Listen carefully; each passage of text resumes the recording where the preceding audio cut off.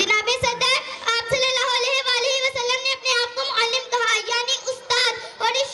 रिश्ते को ज़र्ब आला मिसाल बना दिया। जनाबे सदर मेरा तो ये दावा है कि जिस तरह फूलों को चमक की जरूरत होती है, जिस तरह फूलों को चमक की जरूरत होती है, चाँद को दमक की जरूरत होती है, सूरज को चमक की जरूरत होती है, और इसी तरह मुआशरे को उस्ताद की जरूरत होती है।